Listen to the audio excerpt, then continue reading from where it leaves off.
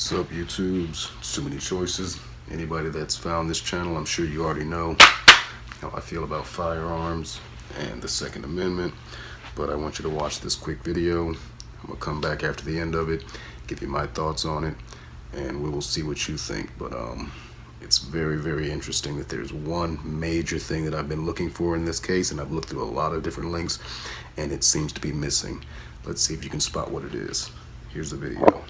5 o'clock, a ghost gun bust in a quiet town. A teen and his grandfather accused of manufacturing illegal weapons right in their home. Police seized assault rifles, handguns, and 1,000 rounds of ammo. Channel 3 Eyewitness News reporter Kevin Hogan is live in East Hampton right now with how police uncovered this disturbing situation here. Kevin? Well, Mark, we can tell you East Hampton police went to the home of 64-year-old Carrie Shunk on Sunday. They were acting out of concern from a neighbor who heard that somebody in the neighborhood was making ghost guns. What they discovered was even more shocking. 18-year-old Clayton Hobby and his grandfather, 64-year-old Carrie Shunk, were arraigned today on numerous weapons charges. East Hampton police discovered the cache of weapons and an arsenal in a shed on Shunk's Mountain View Road property. This after he went to police inquiring about the legality of the gun making. He went there to report this weapon and find out, is there a way to make it legal? But according to the arrest warrant, police got tipped off on Sunday by a concerned citizen. The warrant says a man who is unknown to her told her that an 18-year-old in the neighborhood had built an AR-15 firearm after purchasing parts online. He's had no prior involvement with this court. He is working full-time. He does have his family here who they are in support of. They will be able to provide a safe environment. As for Mr. Shunk, court records show he's been disabled since 2003 and has lived in the quaint home for 30 years, caring for his 18-year-old grandson as well as another 11-year-old grandchild. My client did discover that there were weapons on the property, that his grandson had these weapons. Carrie Shunk posted his $25,000 bond and was released. As for his grandson, his bond is at $500,000. He does understand the seriousness of the charges, but I think there will be enough provisions in place to ensure the safety of the community.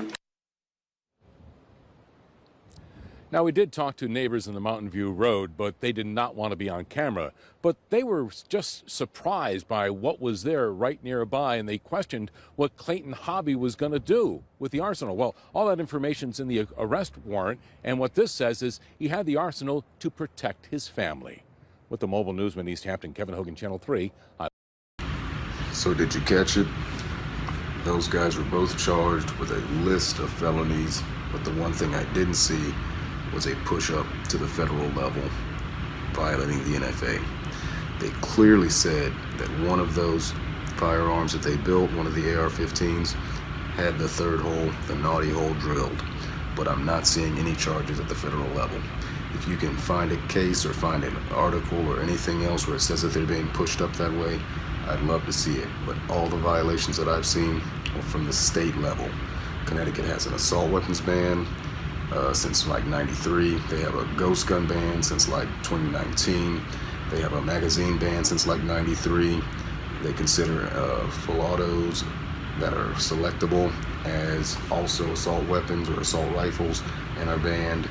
So, I mean, it's just interesting that there is no mention of the AFT and that being pushed up to the federal level, since if that gun had a third hole, it was a machine gun.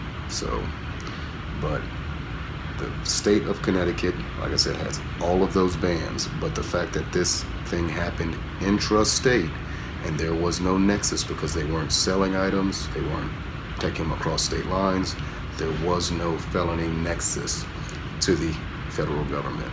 That's my opinion on it.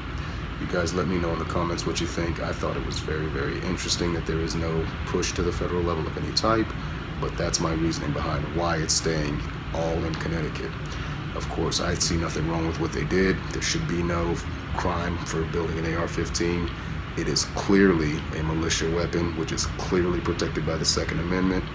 But, it is what it is. You got to know your state laws and federal laws, because as it sits now, they are allowing these things to happen, these infringements, in my opinion. So Everybody keep your nose clean, stay up, and let me know what you think about this situation in the comments below. Peace.